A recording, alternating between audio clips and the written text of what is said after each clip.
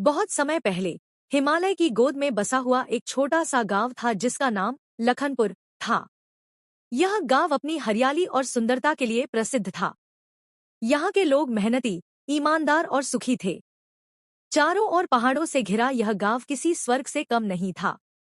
गांव के पास ही एक घना जंगल था जिसमें कई जादुई और रहस्यमयी चीजें छुपी हुई थी। लखनपुर के लोग खेती बाड़ी और पशुपालन से अपनी जीविका चलाते थे। उनकी जिंदगी सरल थी, लेकिन उनमें एक अजीब सी खुशी थी। गांव में केशव और उसकी पत्नी चंपा रहते थे। उनके दो प्यारे बच्चे थे, एक बेटा राजू और एक बेटी अन्नू। केशव एक मेहनती किसान था और चंपा एक कुशल गृहिणी थी। राजू और अन्नू स्कूल जाते थे और अपने माता पिता की हर संभव सहायता करते थे। एक दिन गांव में एक सुंदर परी का आगमन हुआ। परी का नाम रानी प्री था। वह अत्यंत सुंदर और जादुई शक्तियों से परिपूर्ण थी। परी का चेहरा चमकता हुआ और उसके पंख चमकीले थे। गांव वाले परी के आगमन से अचंभित थे। रानी प्री ने गांव वालों से मित्रता की और उन्होंने परी का स्वागत किया। परी ने गांव में खुशी और समृद्धि लाई। उसके आने से गांव की फसलें और अधिक अच्छी होने लगी और पशुओं की सेहत में भी सुधार हुआ। गांव का सरपंच लक्ष्मण अत्यंत लालची और स्वार्थी व्यक्ति था। उसने परी की जादुई शक्तियों के बारे में सुनकर उसे अपने निजी स्वार्थ के लिए उपयोग करने का निश्चय किया।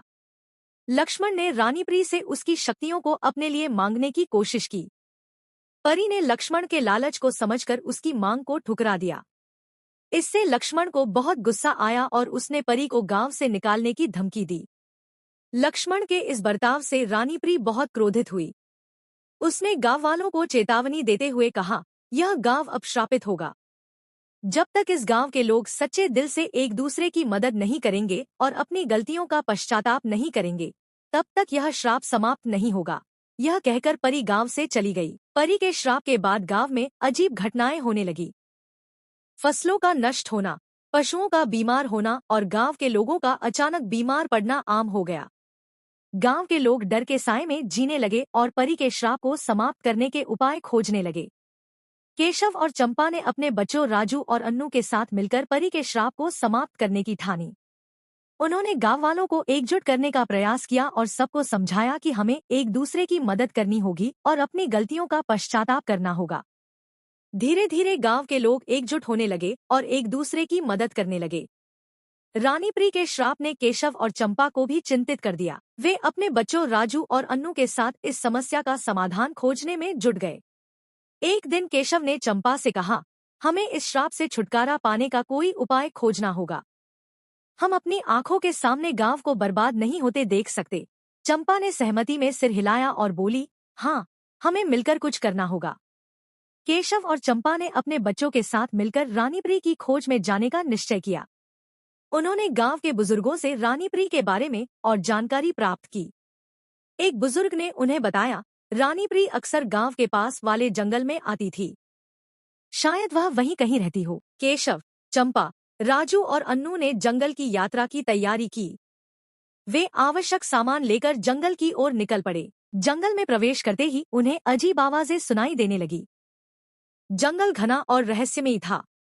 रास्ते में उन्हें कई तरह की मुश्किलें आईं, लेकिन वे हिम्मत नहीं हारे। जंगल में उन्हें कई जादुई घटनाओं का सामना करना पड़ा। एक दिन जब वे एक विशाल पेड़ के नीचे आराम कर रहे थे, तो अचानक पेड़ के तने से एक जादुई दरवाजा प्रकट हुआ। दरवाजा खुलते ही वे चारों अचंभित हो गए। राजू ने उत्सुकतावश दरवाजे के भीतर झांका और बोला, यहाँ कुछ तो है, चलो देखते हैं। दरवाजे के भीतर घुसते ही वे एक चमकदार गुफा में पहुंच गए। गुफा के अंदर एक सुंदर झरना बह रहा था और चारों ओर चमकते हुए पत्थर थे।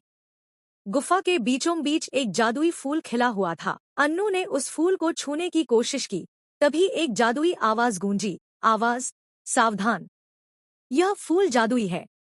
इसे छूने से पहले तुम्हें परी का दिल जीतना होगा। वे गुफा में और आगे बढ़े तो देखा कि रानी प्री एक विशाल पत्थर पर बैठी थी। उसका चेहरा उदास था। केशव ने हिम्मत जुटाकर कहा, रानी प्री, कृपया हमारा श्राप समाप्त करें। हमारे गांव वाले अपनी गलतियों का पश्चाताप कर चुके हैं। रानी प्री ने उनकी ओर देखा और बोली, तुम्हारे गांव वालों ने अपनी गलतियों से सबक सीखा है। लेकिन श्राप तभी समाप्त होगा जब तुम सच्चे दिल से एक दूसरे की मदद करोगे और हमेशा एकजुट रहोगे। रानी प्री ने कहा, तुम्हें एक परीक्षा से गुजरना होगा। अगर तुम इसमें सफल होते हो तो मैं अपना श्राप वापस ले लूंगी। केशव, चंपा, राजू और अन्नू ने इस चुनौती को स्वीकार किया। परी ने उन्हें जंगल में 3 जादुई चुनौतियों का सामना करने के लिए कहा। पहली चुनौती में उन्हें एक जादुई दर्पण के सामने खड़ा किया गया। दर्पण ने उनके भीतर की सच्चाई को उजागर कर दिया।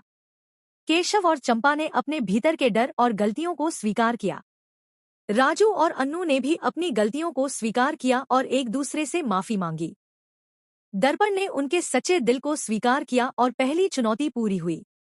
दूसरी चुनौती में उन्हें एक जादुई पुल पार करना था। पुल टूटने वाला था और उन्हें एक दूसरे की मदद से ही पार करना था। राजू ने अन्नू को अपने कंधों पर बैठाया और केशव और चंपा ने मिलकर पुल को पार करने में मदद की। उनकी एकता और सहयोग ने दूसरी चुनौती को भी सफलतापूर्वक पूरा कर लिया। तीसरी चुनौती में उन्हें एक भयानक राक्षस का सामना करना था। राक्षस जादुई शक्तियों का ज्ञाता था और बहुत ही डरावना था। लेकिन केशव, चंपा, राजू और अन्नू ने मिलकर साहस के साथ उसका सामना किया। उन्होंने राक्षस को हराने के लिए एक दूसरे की मदद ली और अंततः उसे परास्त कर दिया। चुनौती पूरी करने के बाद रानी प्री ने उनकी मेहनत, साहस और एकता की सराहना की। उसने कहा, तुम लोगों ने यह साबित कर दिया कि सच्चे दिल, एकता और साहस से किसी भी मुश्किल का सामना किया जा सकता है। मैं अब अपना श्राप वापस लेती हूँ। यह कहते हुए रानी प्री ने अपनी जादुई छड़ी उठाई और गांव से श्राप को हटा दिया। रानी प्री के श्राप को वापस लेने के बाद लखनपुर में फिर से खुशहाली लौट आई। फसलें हरी भरी होने लगी, पशुओं की सेहत में सुधार हुआ और गांव के लोग फिर से स्वस्थ हो गए। केशव, चंपा, राजू और अन्नू के प्रयासों से गांव वालों ने एक महत्वपूर्ण सीख ली कि एकता और सच्चाई से किसी भी मुश्किल का सामना किया जा सकता है। इस कहानी से आपने क्या सीखा? नीचे कमेंट में हमें जरूर बताएं।